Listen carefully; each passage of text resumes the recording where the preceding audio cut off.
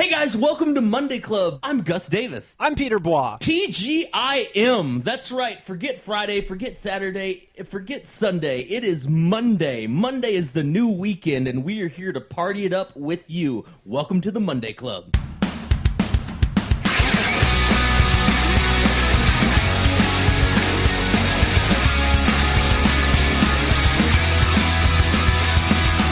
Welcome to Monday Club!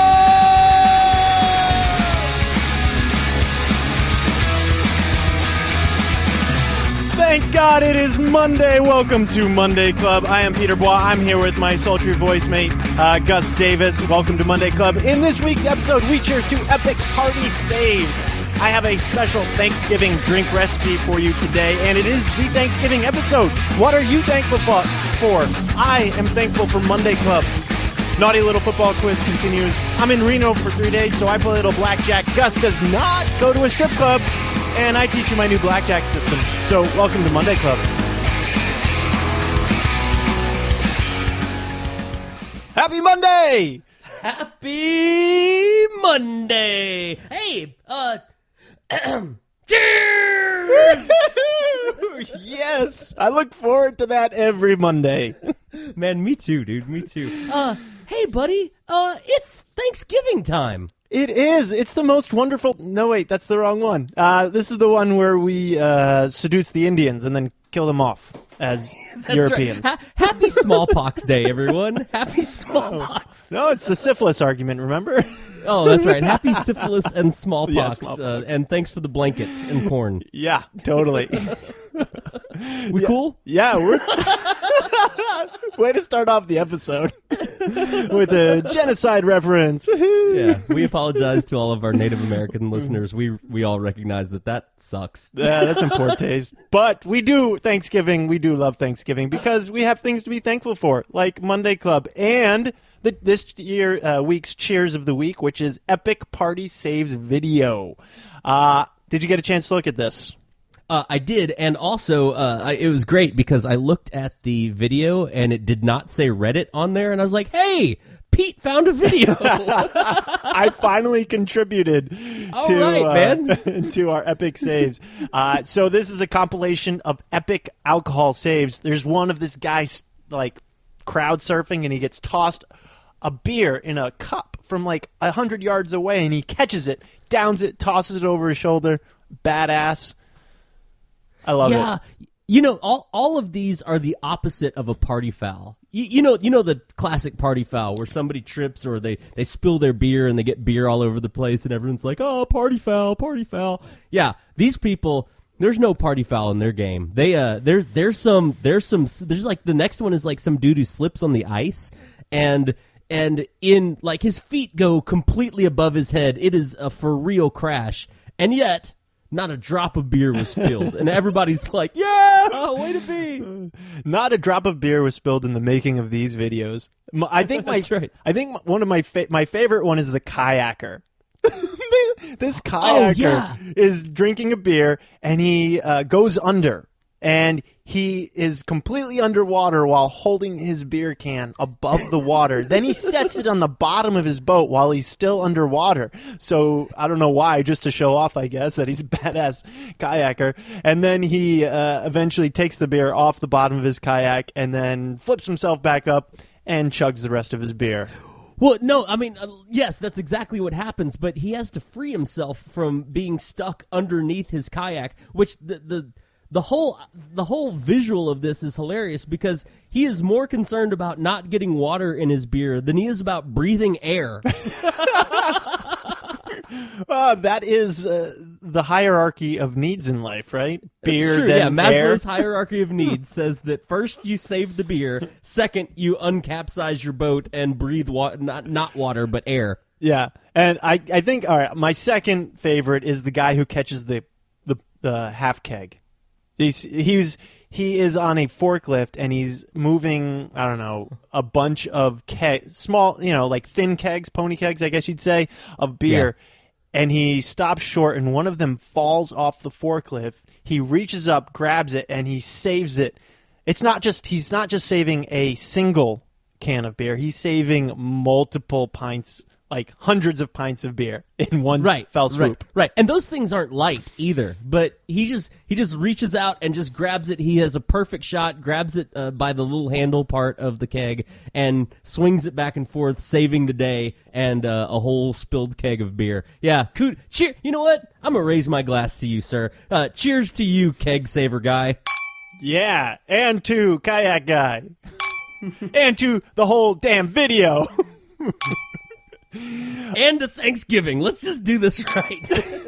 Whoa, we're getting trashed today. Oh, man. Wait, before you move on, so I started my entire performing career teaching magic and juggling. That was the first two things that I taught that really cemented me into the magical community here in Austin. And because I know how to juggle, like I can do clubs and like 4 or 5 balls and cigar boxes and all kinds of stuff like that.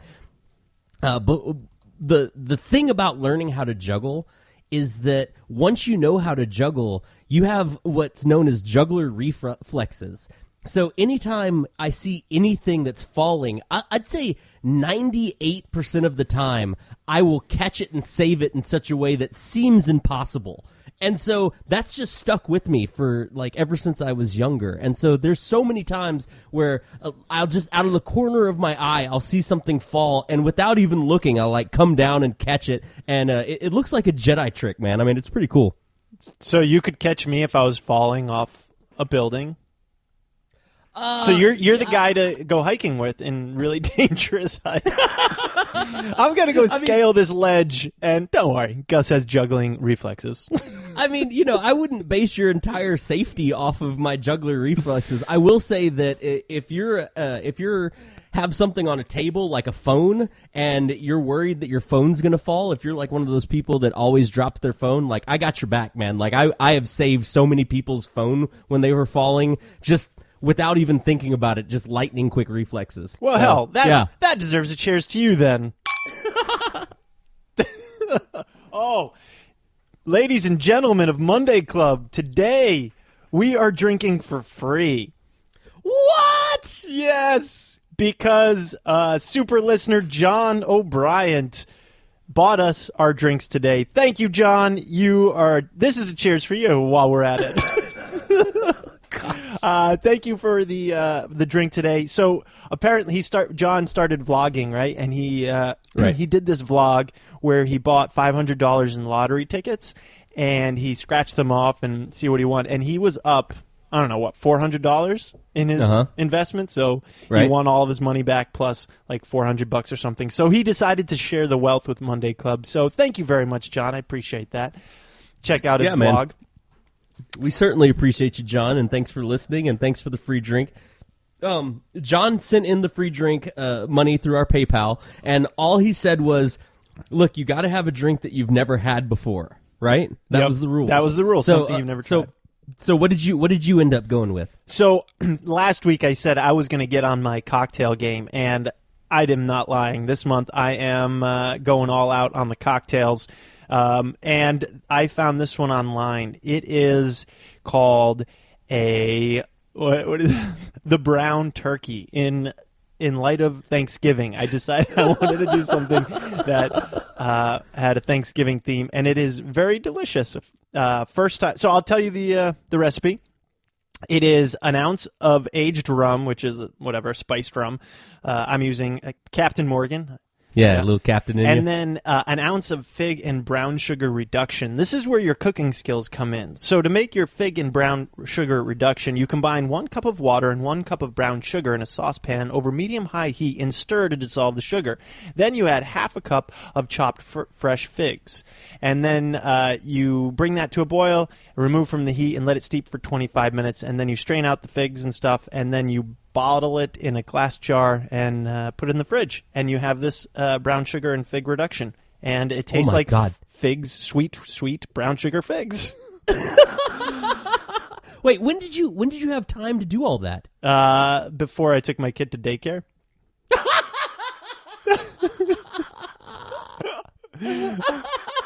I was Hold up, kid. Hold up. I know. School's important. Yeah. Daddy's making some coping sauce. coping sauce. Oh, yeah.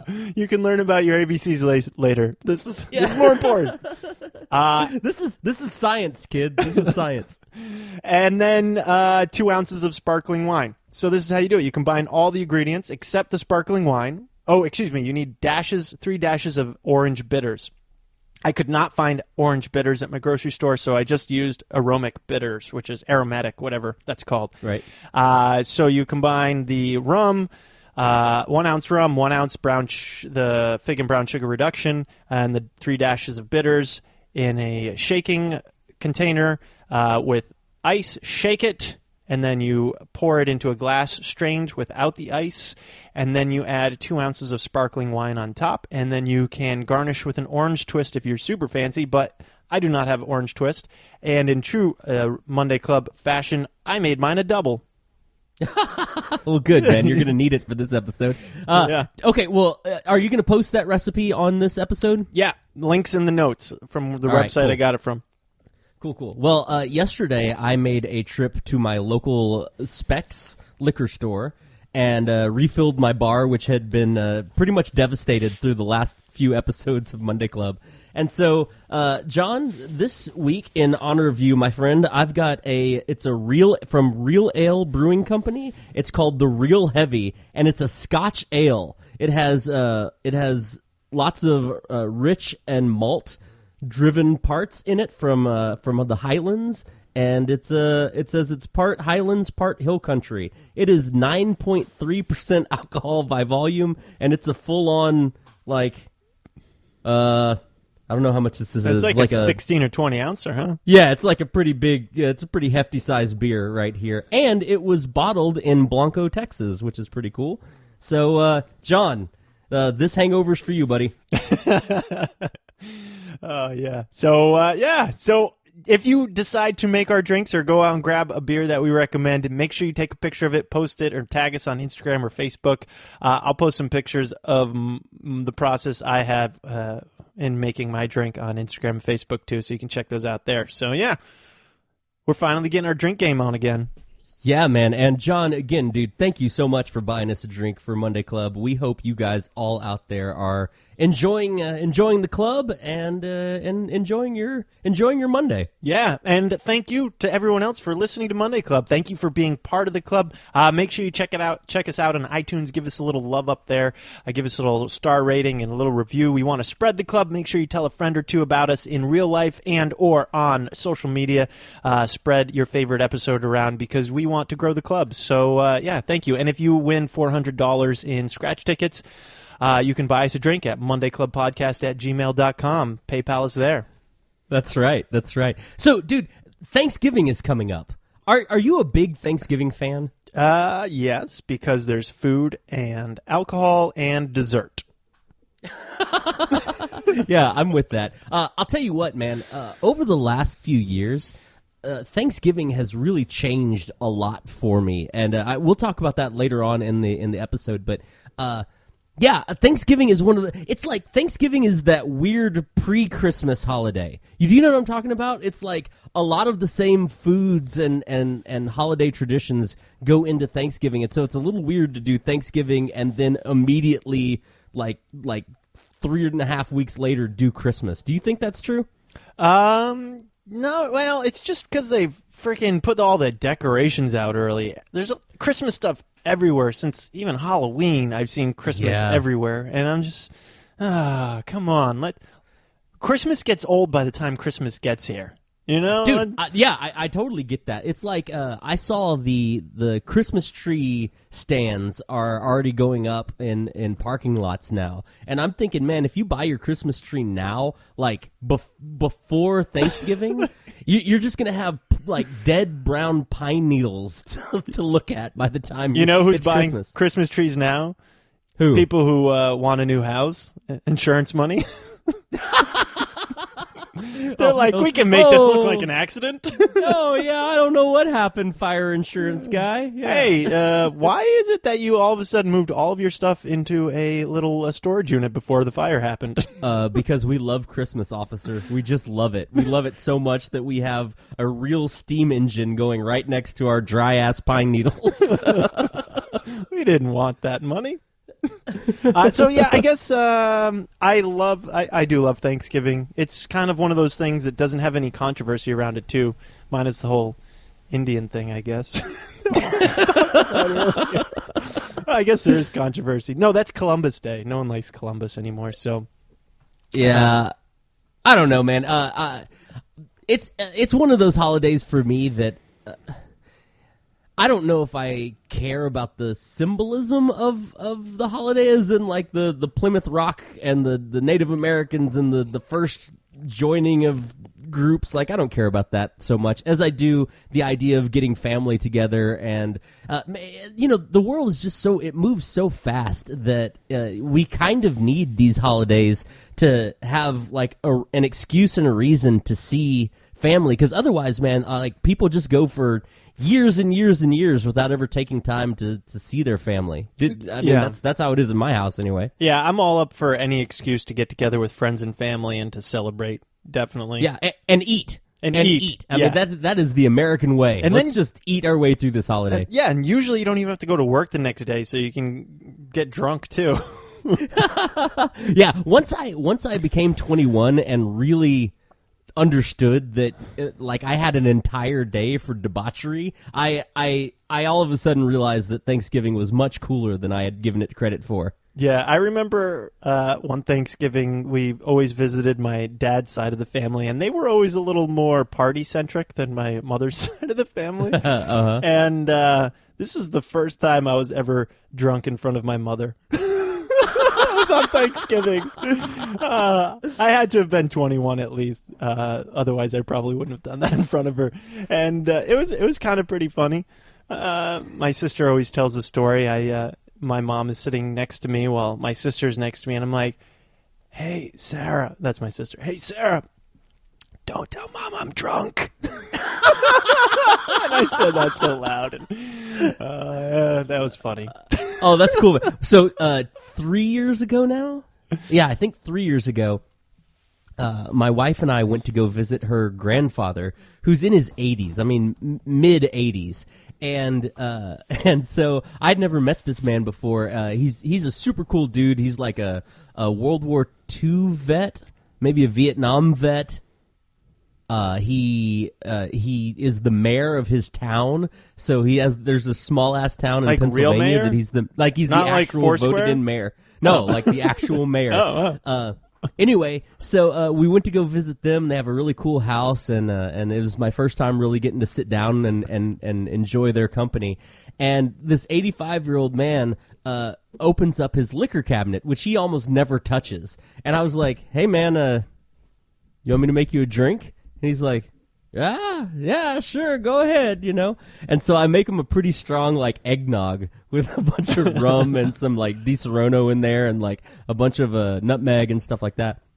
Anyway, I make him an eggnog, and he gets pretty lit. And then for the rest of the night, he's like, "Well, you sure should keep those eggnogs coming." Like, all right, Granddaddy, let's do this. Anyway, I got crunk with my grandfather-in-law, and it was pretty great. That's awesome. Do you know that the Wednesday before Thanksgiving is the biggest bar day of the year? Speaking of alcohol.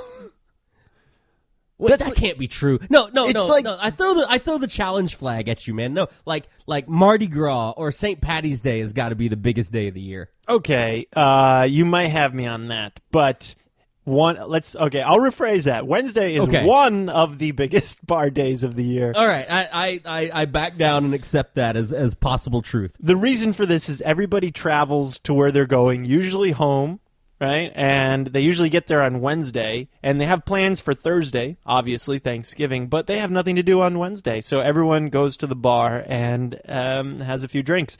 And I remember this happened, or not this happened, but I used to do this when right after high school, everyone turned 21 from your class, and you would go to the local bar on the Wednesday, and all of a sudden, you show up and everybody.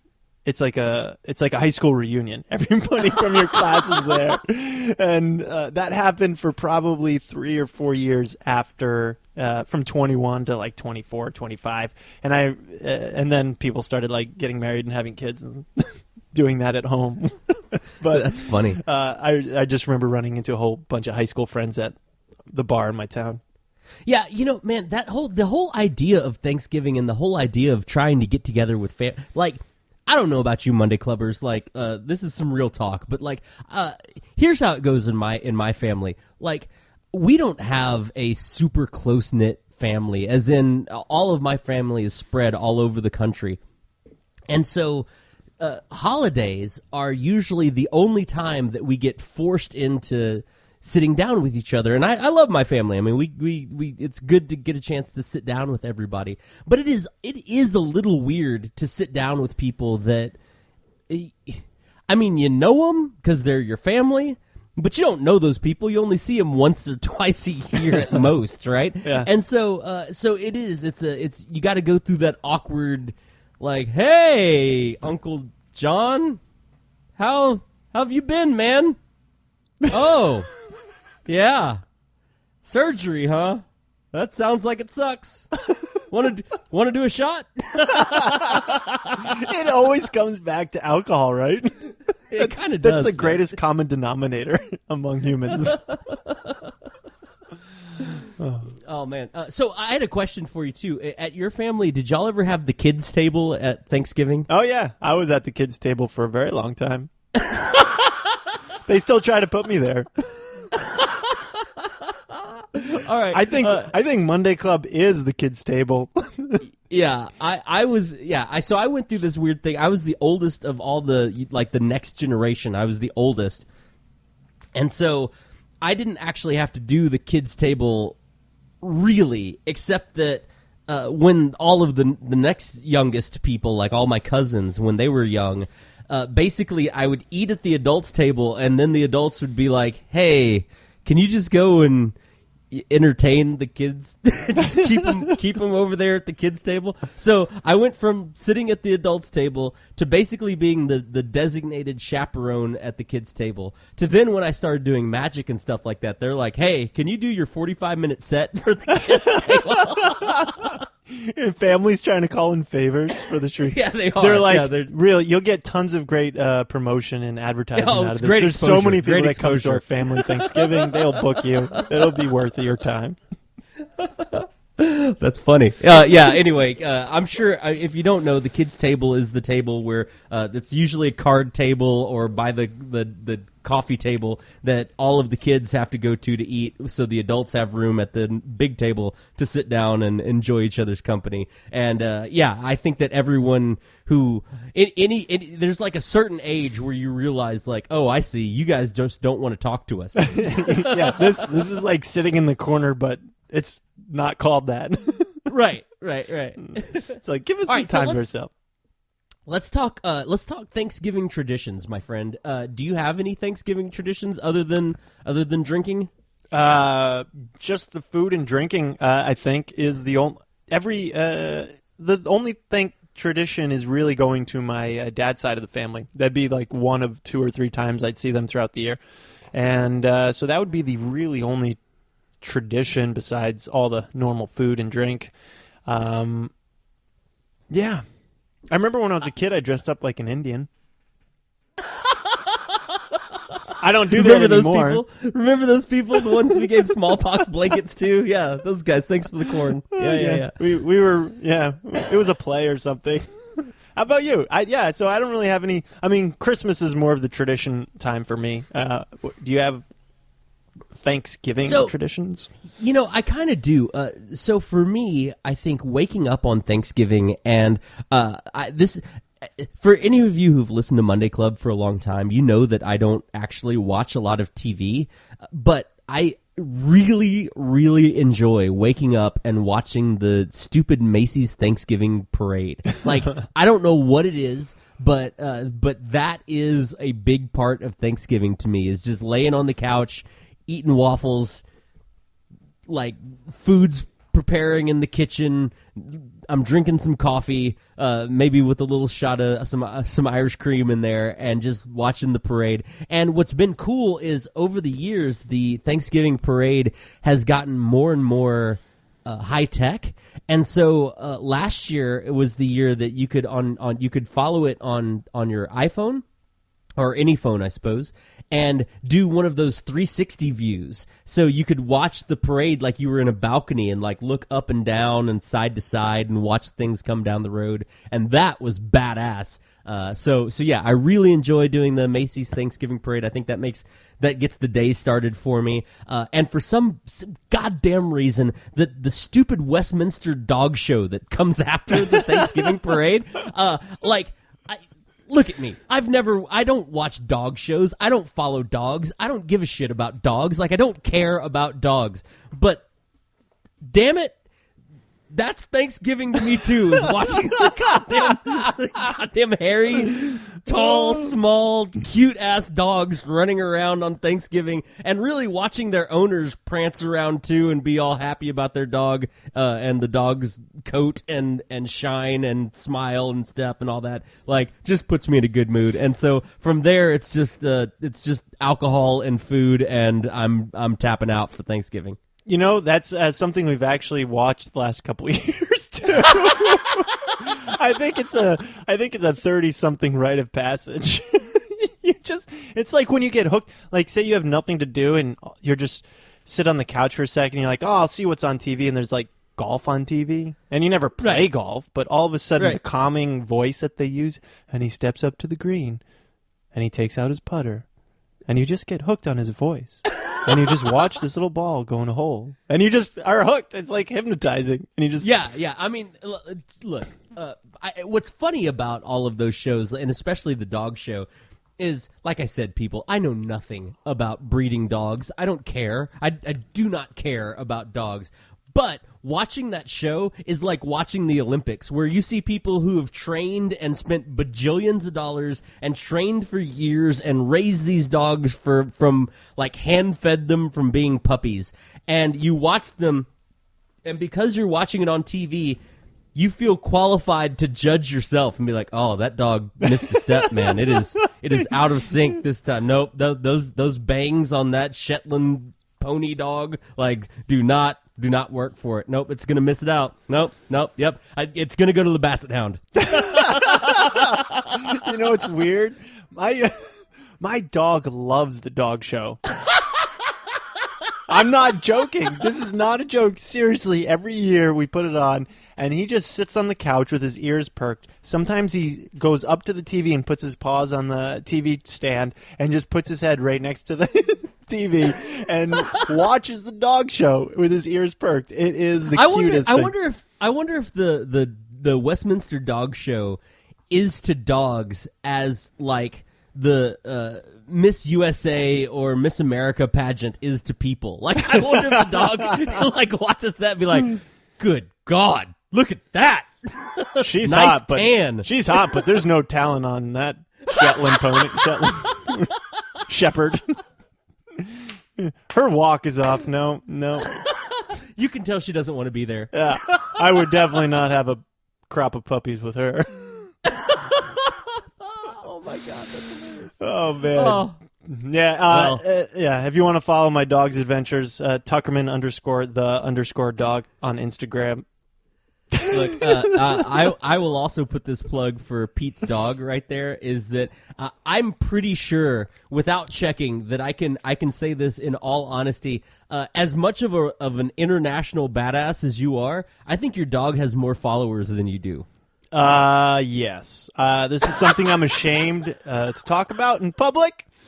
But my dog has more Instagram followers than I do. He has like 7,500 Instagram followers. He's been sponsored by dog people. He's gotten free dog ice cream from Dogster's Ice Cream for mentioning them in his Instagram pictures. He's gotten free raincoats from companies so they could so he could get pictures taken of him. He's been sponsored for dog collars. I mean, he's a rising star. And you're not joking, are you? No, I'm not joking. You've got the Kim K of dogs at your house. He's really cute. My wife does it all. So don't give me credit for his Instagram following. She takes that very seriously and and posts funny. Holy shit! Yeah. Oh my god. Funny Well, stuff. I want you to do me a favor. Next week, would you post a picture of Tucker watching the dog show? Oh, 'Cause totally. If you can do that, it's going to make me so happy. Yeah. Okay. We'll do that. All right. Oh my god. That made me so. I'm ready for Thanksgiving now, buddy. Thank you. You're welcome. Speaking of Thanksgiving traditions, do you have any other traditions, or you good with that? I do. I have one other Thanksgiving tradition, but I'm going to save it for my teachable moments. All right, cool.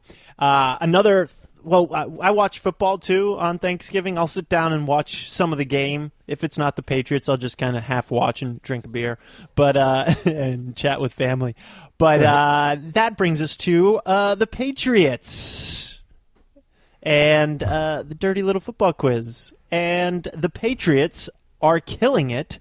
They won their last game against the Denver Broncos 41-16. They crushed the Denver Broncos. Their defense is killing it. They allowed the Broncos 4 field goals and 1 touchdown for a total of 16 points and 0 points in the fourth quarter. So that is really good. And the offense is kicking on all 4 cylinders too. So all 12 cylinders, excuse me. They have 12 cylinders.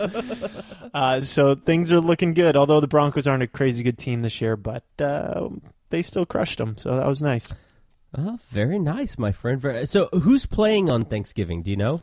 Oh, that's a good question. Let me Google it. All right. And we have the Vikings versus the Lions. The Lions always play on Thanksgiving. That's just the Lions and the Cowboys always have a game on Thanksgiving. It's a tradition. Right. So the Vikings and Lions. I think the Redskins play I think it's too.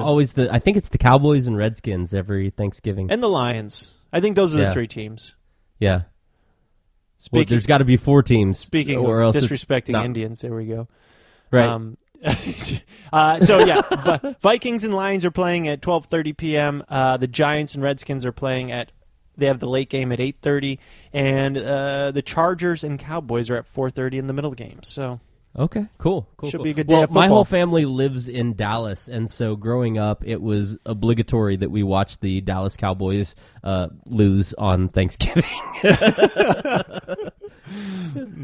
Oh, man. Well, look, people, we know that you are not necessarily coming to Monday Club to catch up on your sports ball. We understand that. However, we want to encourage Pete and his undying and unwavering love of the New England Patriots. So what we've decided to do is put together a mesh, a beautiful shuffle of the love of football and our love of jackassery. So here's what we've done. We've decided that there is a lot of crossover in the terminology of football and that of erotic fiction. So I'm going to read 3 quotes from erotic fiction to Pete. Pete's job is to identify the word in the quote that is related to football, define that word, and then replace the definition of football into the erotic sentence. If you can do that 2 out of 3 times, I will buy one of you a Thanksgiving drink. So, Pete, you ready to play, man? Yeah, I'm ready to keep my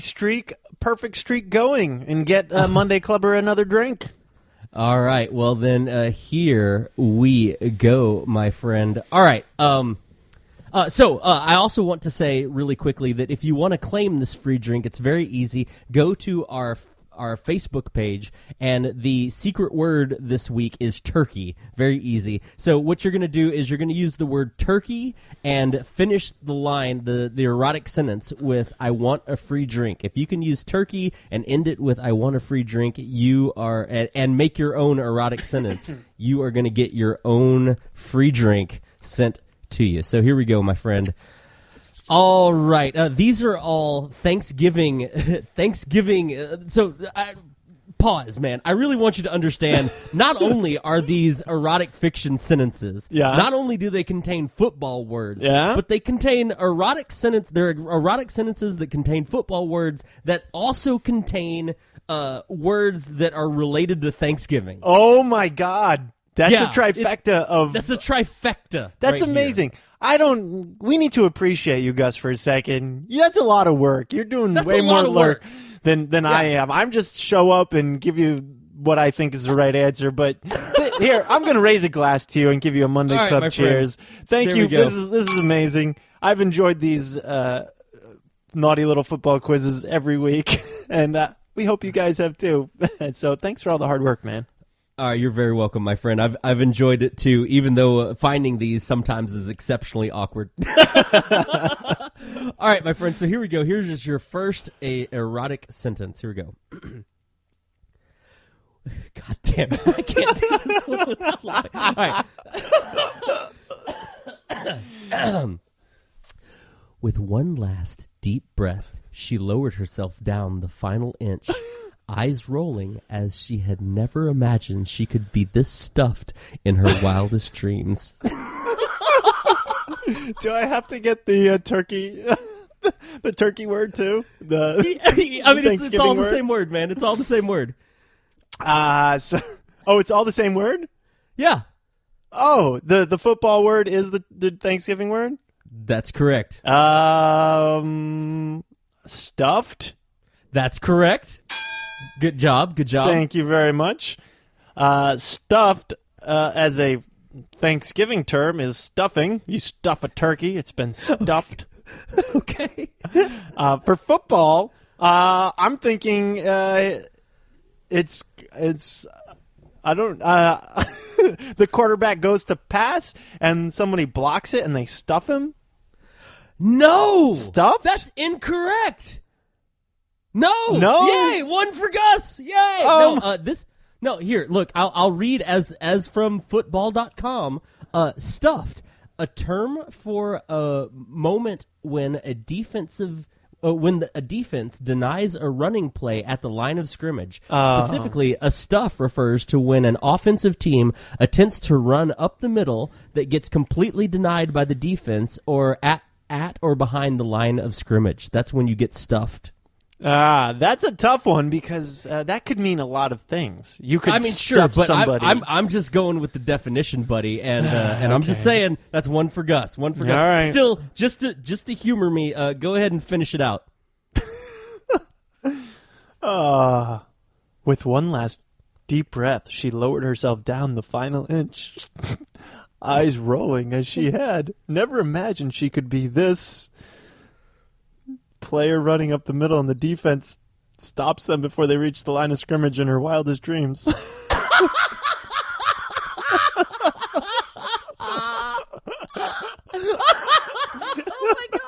my god! I grayed out there for a second. Oh Jesus Christ! Oh, that was good. All right, you gotta give it to me.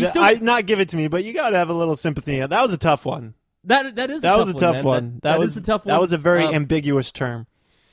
I disagree, but still, that's fine. You missed one. You still got two more chances. All right, here we go.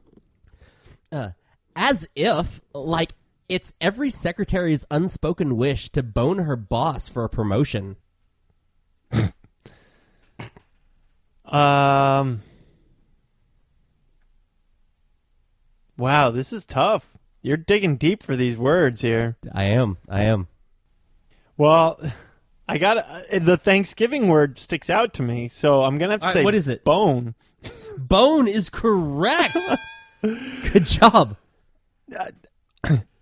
Bone. What is that in football? Look, I'll help you out a tiny bit on this one because bone is actually an accepted definition. Like I can back this up with science, but I will also say that that there's sort of two words that could be part of this one that is separated by the word two.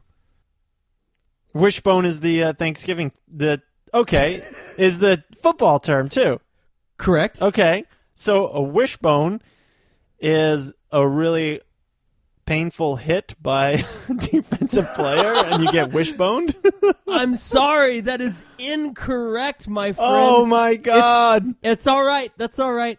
It is the wishbone or just bone is an offensive formation. It is an offensive formation that. Hold up. It's so difficult. Gus can't even read it. No, shut up. The wishbone or just bone. The wishbone formation, also known as the bone, is an offensive formation in American football. The style of attack to which gives rise is known as the wishbone offense. It's a balanced offense in which you have 2 wide receivers and 2 running backs with a fullback in between, giving the quarterback all of the options to either run or pass in an offensive position. I'm sorry. This is the first time I've failed you, Monday Club.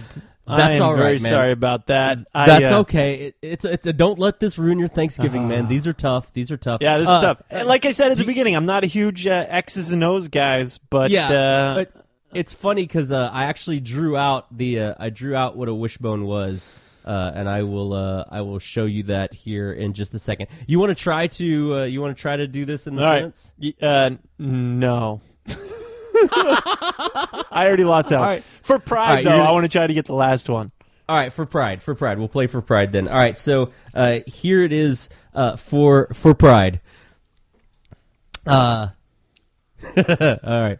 God damn it. Shit. I can't. I'm going to apologize to all Monday Clubbers out there for having to listen to this too. You in my prison now, bitch.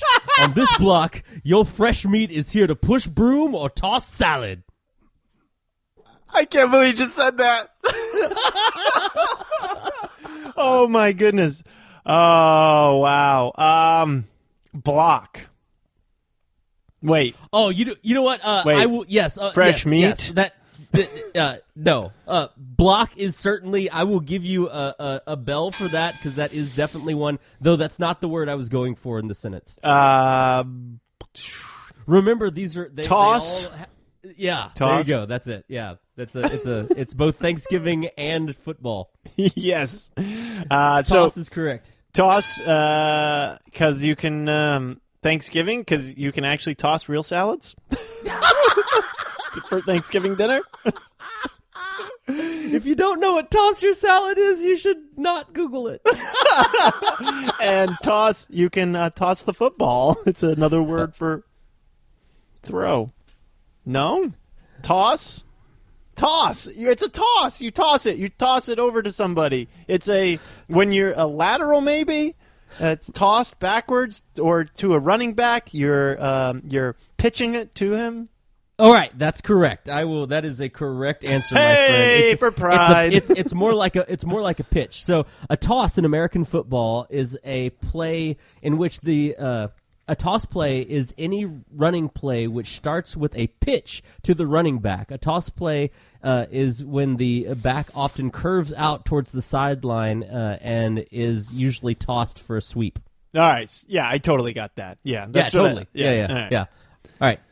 All right. Do I have to say it in a sentence? Yeah, you do. Oh, my God. You in my prison now, bitch. On this block. I'm doing your accent. Your fresh meat is here to push broom and pitch the ball to the running back on a sweet play. Salad. Oh, play the cheers. Play the applause. Play the applause. Thank you. Thank you very much. Thank you. And a cheers. All right, listen, Monday Clubbers. Pete did not win this time, but if you got half as much joy out of hearing him say bitch and toss my salad, then I think we can all agree that Thanksgiving is going to be a good one this year. Thank Monday Clubbers. This is the first challenge that he hasn't passed, and so we raise our glasses to Pete in solidarity and also just to finish this one drink right here. Cheers. Hey, it's time for Stories from the Road.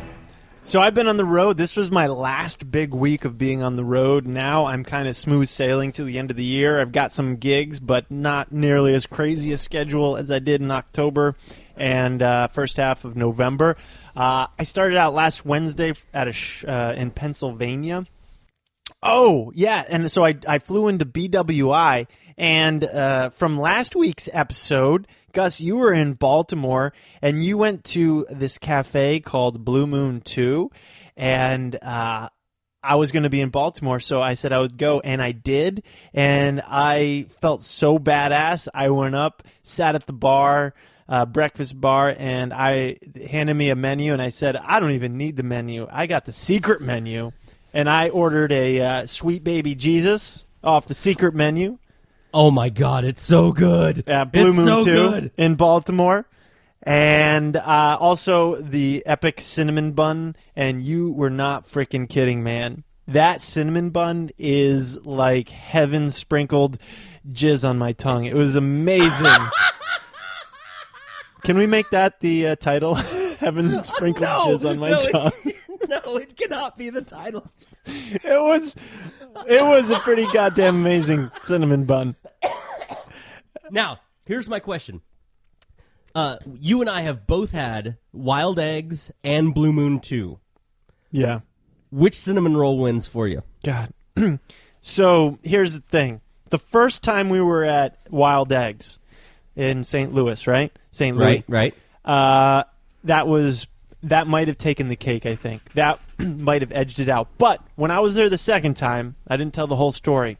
The cinnamon bun was a little dry. It wasn't what I remembered it. So for that, I'm going to have to give the win to Blue Moon 2 for most recent amazing cinnamon bun I've ever had. Oh my God! You know, I gotta say, I think I had the exact same experience. The first time I was at Wild Egg, it was such like a punch in the balls of how good that cinnamon roll was at Wild Egg that I thought nothing could beat it. But having gone back to Wild Egg and having had it a second time, it was good. Don't get me wrong. If you're stranded on a desert island and that's the cinnamon roll that you're stuck with, you're going to be just fine. Like you're doing all right, right? Yeah. But comparatively between the two, I've got to give it to Blue Moon 2 as well. I mean, they're completely different styles of cinnamon bun, but I mean, it's manna from heaven, that Blue Moon 2 cinnamon roll.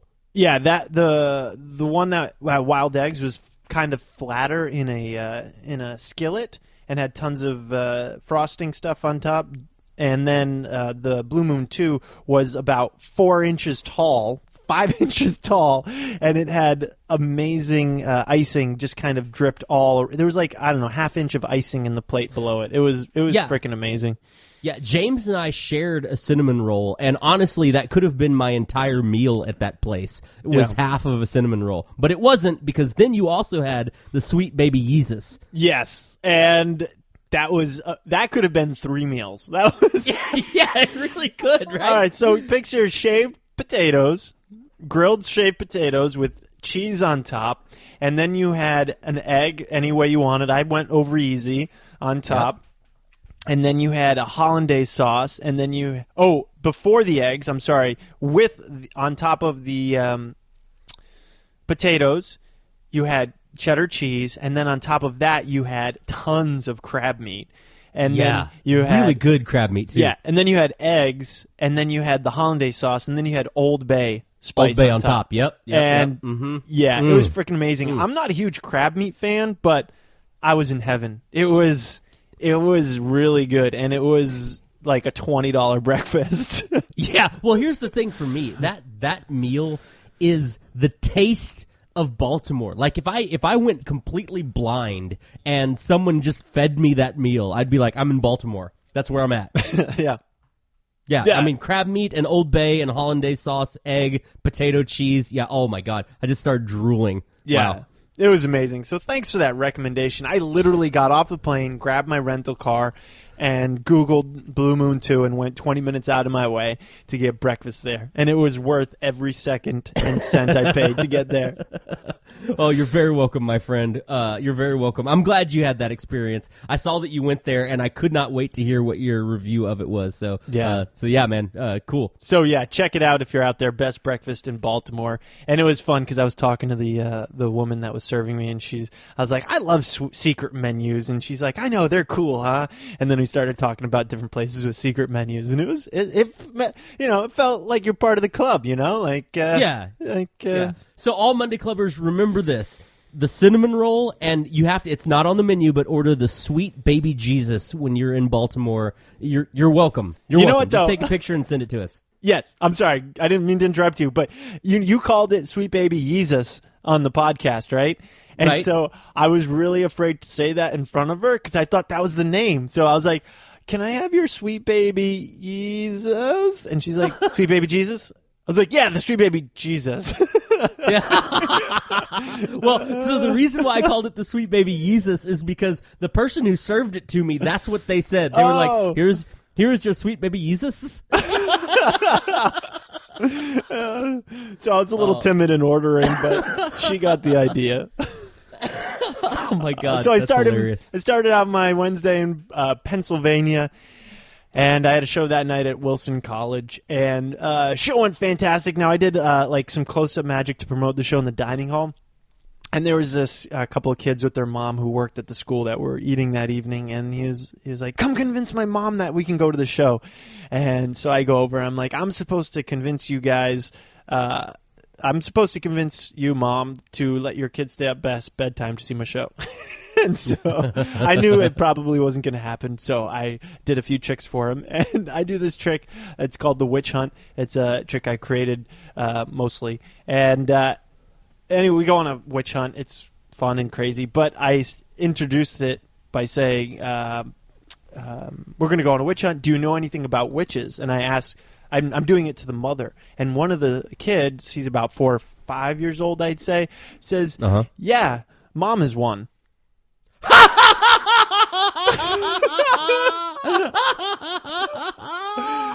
Was she Wiccan? No, she was. No, she was. I don't think she was a real witch.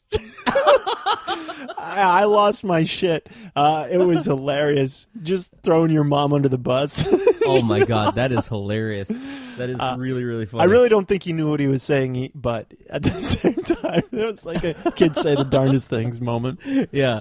Oh my God, that's hilarious, dude. So then the next day I had a conference in Reno, Nevada. So I went out there, long haul out to Reno, and I'm not sure if I booked any shows from this conference, but I am $60 ahead in the game of blackjack. Woo-hoo! All right, buddy. Yeah, and my buddy Matt taught me his blackjack system, and I used it at the tables, and that's what got me ahead. So I am going to teach that to you in Teachable Moments today, so I'm going to tease that out right there. Oh, your blackjack system? Yeah. Now, let me ask you this, my friend. Is blackjack your game of choice? I love blackjack and craps. Those are my two favorite casino games. Let me talk. Real quick aside, Monday Club. Here's the thing. I love casinos. Like I unhealthily, I love casinos.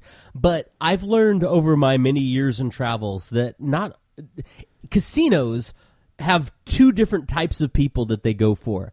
Type 1 is the lonely and old and doesn't want to talk to anybody and just has like dollar signs in their eyes, who goes and chain smokes and sits at the one-armed bandit slot machines and sits there by themselves for hours at a time, drinking and smoking and trying to win off of a slot machine. That's type 1.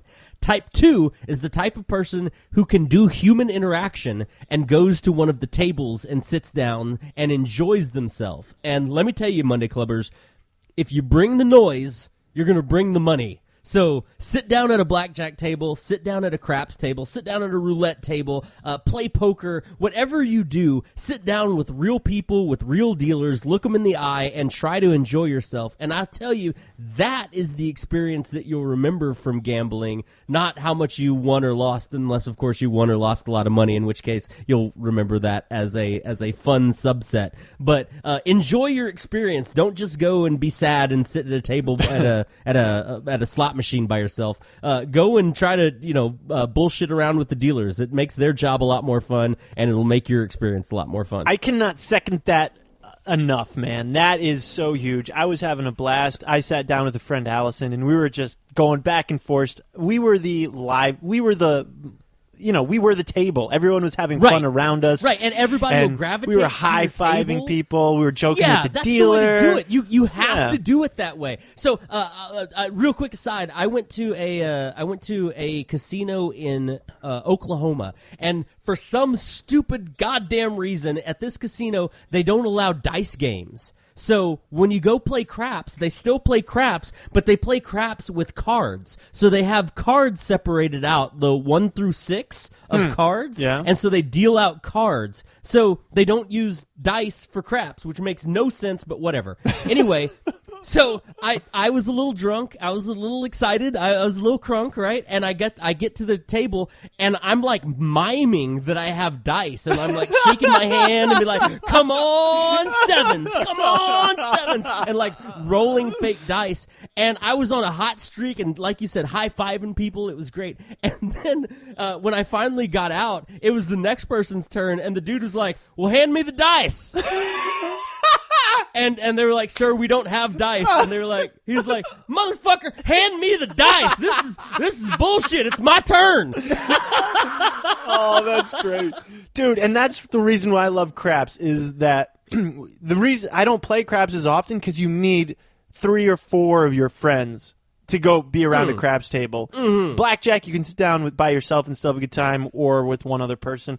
But if you're going to have fun at a craps table, you need to own like a quarter of the table with friends. Yeah. And because you got to get it going and just have a good time. And I remember one time years ago, I was in Vegas with a bunch of friends, and we were at a craps table for like 6 or 8 hours until like it was crazy. It was like 6 or 7 in the morning before we went to bed, and we were just having the best time of our lives. And I mean, everybody was up at least $100 or $200, but that didn't matter because everyone was just having a great time rolling and joking around with the dealer and whatever. It was such a good time. And that's the thing. That's the thing right there. Like for me, I'm not gambling to get in debt or anything like that. I might be up 100 or 200 or 300 or down 100 or 200. I usually stop at being down about 200. But my point is, if I get down by $100 or $200, if during that time of getting down by $100 or $200, I've spent 5 hours being a loud, obnoxious, funny jackass and high-fiving people and all of that stuff, then I think to myself, well, if I went to a Vegas show or a show in New York, like a Broadway show in New York, I would have paid that same amount of money to have fun for that same amount of time. It's worth it. Yeah. Then it's worth it. But if you're sitting around at a slot machine for 5 hours and you walk away $200 in debt, and you don't have any stories or memories from that experience, it's not worth it. It's not worth it. Yeah, you can't say, remember that time I bet $100 in a blanket hand of blackjack and lost it? Right. Because I did that, actually. I was in this trip, I was up like $350, and then I should have walked away, but again, I was after the fun, so I just pocketed $200 and said I'll play with the rest, and whatever happens happens. And I sat down with the extra like $250 and lost it all. But I have so many casino stories. We might do a whole Monday Club on casinos, but one of my casino stories is this. I went to a casino. I had just turned 21. I got to the casino. I had $300 to my name. I went to the tables, and lost it all. It was all gone. Like within the first 3 hours, it was just all gone. I was like, oh crap. And I had another full day to be there, and I was like, oh man, that was all the money that I had scheduled for gambling, and it's all gone. And so I had hands in my pockets. I was sad, and I looked down, and somebody had dropped a $50 bill, and it was underneath a slot machine. Oh wow. I was like, oh shit. So I look around, and I'm like, well, I'm going to just sidle up and just sit down at the slot machine. So I did, and I sat there for 2 minutes, and nobody came over, and I was like, cool, I'm just going to pick it up and see if anybody notices. So I picked it up, and nobody noticed, and I was like, cool. Well, I just went from having no money to having $50, and a sane person would be like, well, that means I can eat breakfast tomorrow. This is going to be great. What I did was I took that $50 and I went to the $10 fucking the $10 slot machine, and I pulled the trigger twice, and it was all gone within 30 seconds. And I was like, well, that's too bad. You know what you do? You go put it on roulette or something, black or red, and try to double up. Funnily, I have a story about that too, but we'll have to save that for another time. Yeah, we're totally running out of time. Yeah, all right. So real quick, let's see. I have a story that I didn't get to tell you about Halloween, my friend, and it was so I had to do a show the day after Halloween, and so on Halloween night, I ended up at a cigar bar in God, I don't even remember where I was, but anyway, away from home, and I was I think it was North Carolina. And I was sitting there, and it's hard being away from your family on holidays. I mean, we've got Thanksgiving coming up, and all of those are very family-oriented. I think Halloween, if you have kids, is a very family-oriented holiday. Anyway, I was sad, and I had to, when I was driving to this show, I had to drive through neighborhoods where kids were trick-or-treating, and I was sad. Anyway, I called my wife, and she was like, look, I don't care what you do, just don't go to a strip club. I was like, fair enough. Fair enough, all right? Lonely people at strip clubs is a terrible, terrible idea. So instead, I went to the cigar bar, and I sat down at the cigar bar. It was me, and there was only 3 or 4 other people in there. In walks a dude with a chick from an escort service. Now, how do I know that she's from an escort service? Tell us. He told the whole cigar bar, Really? Hey, I got this chick from an escort service. Is he and she was like, I mean, it's true. Is he the marketing firm for I don't know, but it was this dude was in jeans and a t-shirt. This chick was a supermodel. Unworldly pretty and dressed to the nines and perfect makeup, perfect shoes, perfect jacket. I was like, yeah, okay, I believe it. You're from an escort service, right? And he was like, it's my birthday. What do I care? And I had never seen that before in my entire life. I've never seen somebody just out and open about being with an escort. And he was like, I mean, I'm from out of town. I decided I would come and celebrate my birthday. Needed a date, so I got one. It's like, all right, man, you do you. Anyway, he totally owned cool. that. He did. He owned it. And this chick was cool. I mean, she was like, I like cigars. I like whiskey. This dude's gonna buy anything that I want, so let's get some Jameson, let's get some shots going, but just perfectly put together. Anyway, so that was awkward, and then right after, was she? Because normally she's probably in covert, right? She's undercover as an escorter person. Was she? She wasn't embarrassed by oh, you're outing my profession, No, I'll tell you what, it was a very weird situation for me because. I think if you're, man, I look forward to all of your letters, Monday Clubbers. But I think if you're a hooker, that yes, being outed in your profession would be probably socially awkward. She works for a legitimate escort service. I mean, she gets a W-2 and you know what I'm saying, or a W-9. I mean, that is her profession. And so she was like, no, that's what I mean, I'm sure she would have passed out business cards if she had them, Anyway, so dude with his escort came in and he was like, well, after he finished his cigar, he was like, well, we're gonna go and get steak and have a nice dinner, and then he was like, and tomorrow we're gonna go skydiving. Wow. Nice. Yeah, and I was like, all right, man. That, you do you, boo-boo. Anyway, so him and this escort leave. Then the people at the counter start talking about that interaction, and I'm like not part of the group. I'm sitting in a lounge chair just like away from the group, and they start talking, and the bartender starts talking about, well, blah, blah, blah. I went to my first keys party the other night. What's a keys party? A keys party, my friend, as described by this bartender at the cigar bar somewhere in North Carolina, was like, it's where you go to a swingers party and you drop your car keys into a bowl and someone picks up your car keys and that's the person you go home and sleep with. Really? Yeah. Huh. Wait, you don't stay there and do the deed, or you leave? I mean, maybe. I don't know. I don't know how many bedrooms this place has. Anyway, so That's keys interesting. party. So already I'm at an escort and a keys party, and I'm just sitting there trying to enjoy my scotch and enjoy my cigar and try real hard not to go to a strip club. And also, it's Halloween. And then in walks a group of clearly strippers. Clearly strippers walk in. And they walk in and they sit down at the bar, and they say that they are ex-strippers or retired strippers. They don't strip anymore, but they sure do dress like they still strip. And they start they all start doing shots, and then they start dancing to the music that's being played at the bar. And they're like trying to like get on the bar and like shake one cheek and shit like that. And one of them was like, this is a serious conversation that I overheard. She was like, "Girl, I don't know how you just shake one cheek. Like if I tried to do that, my health insurance wouldn't cover it if I hurt myself."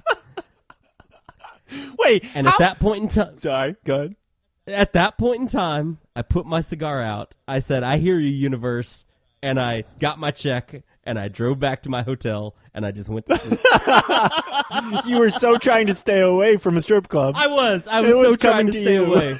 Yeah, that's right. I was like, I hear you. My question I about go. this whole thing is how to get. It sounds like retired strippers get some pretty good health insurance.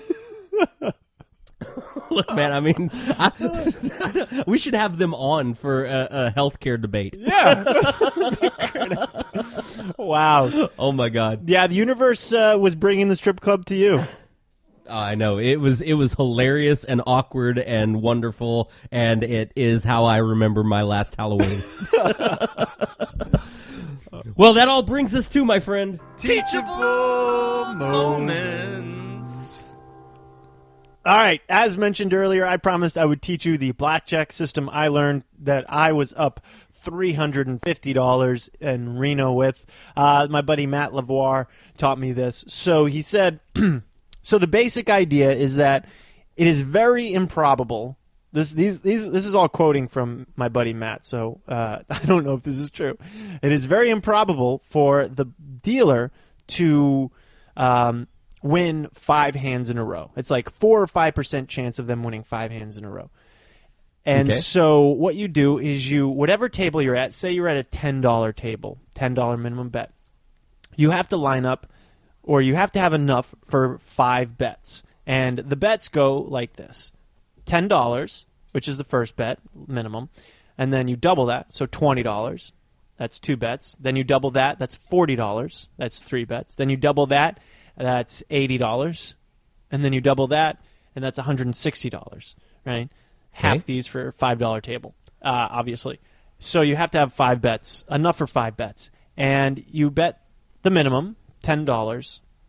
And if you win, you keep betting $10. When you lose, you double the bet. So every time you lose, so if I lost a $10, I'd put $20 down. If I lost $20, I'd put the $40 down. If I lost the $40, I'd put the $80 down. If I lost the $80, I'd put the $160. And the chances of you losing all of it, including the $160, are about 4 or 5%, according to Matt.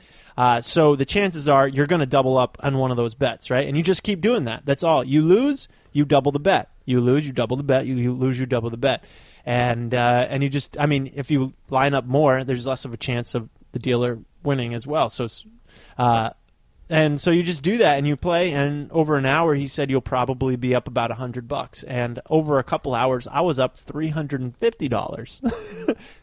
Wow. Although I wasn't, dude, I don't know. I don't know the science behind that. Like, I'd have to do some research to the science behind that. But I will say that sounds like a legit system that I would definitely try. Yeah, and super easy. There's no card counting. Yeah, you don't have to ones and What zeros. do you pull out? You pull out $300. You start with 300. You play it for 30 minutes, and by the time 30 minutes is up, you probably have enough to bank at least 200 of your 300, and then just play with borrowed money. Yeah, and the thing is you have to stick to it, so you can't chicken out. Say you lose 4 in a row, you can't chicken out on that last $160 big money bet. You got to place it because the chances are that's what's going to win you all your money back. Right. Wow. But once you win, do you go back to the $10 bet? Yes, you go back to the minimum bet. And Okay. here's the thing, All too. right, yeah. Card counting works in a similar fashion. The only way you can win at blackjack is if you're varying your bets. If you're playing the minimum bet all the time, you're going to have to get on a huge streak to make money because the house has a small advantage, right? So the house has an advantage over you over time. So you're going to have to get really lucky over a streak to win money at blackjack. But the whole thing with counting cards is if the shoe is hot, if there's a lot of tens left in the shoe, that's when you up your bets, and that's when you have the more chance of winning. So card counting works off the same idea that you vary your bets. You bet more when you're more likely to win. And so this is kind of a similar idea, but not as exact as card counting.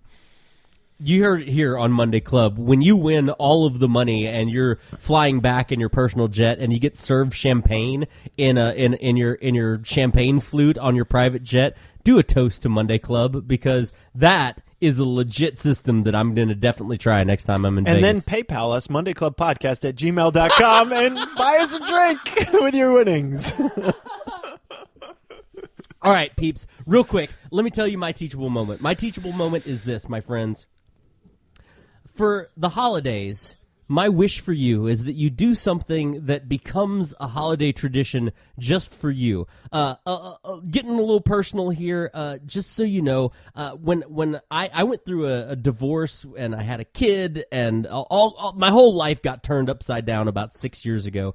And while going through that, I had to change my holidays. We were in a holiday routine that went for a long time, and then my life changed. And so I went through a period of time, like I went through 2 Thanksgivings where it sucked, man. Like I just didn't have a Thanksgiving or a Christmas that was like I felt like I was out of touch with those holidays. And so after the second time, I asked my son, I was like, hey, if you could have any meal at all for Thanksgiving, what would you have? Because I was sort of at that time competing with his mom's family for the Thanksgiving that I was used to. And he looked at me and he said, you know, Daddy, I think my favorite meal right now is steaks and crab cakes. And I was like, steak and crab cakes? That sounds freaking awesome. And so from then on for Thanksgivings, we have, like, I get the barbecue grill out and I cook steaks and crab cakes.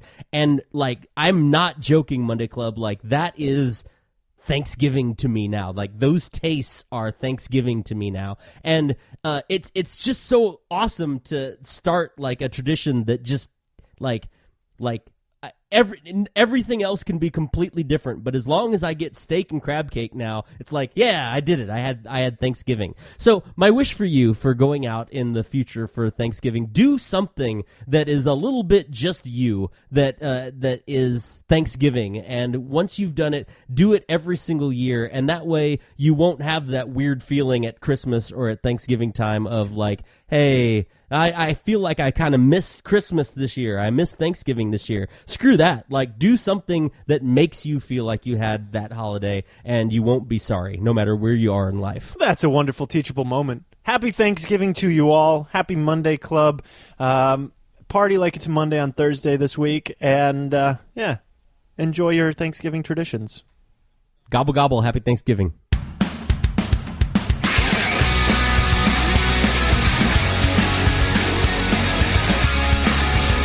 Thank you so much for being part of Monday Club. We love you all. Check us out, MondayClubPodcast.com, Facebook.com/Monday Club Podcast, Twitter @Monday Club Pod, Instagram too, Monday Club Podcast.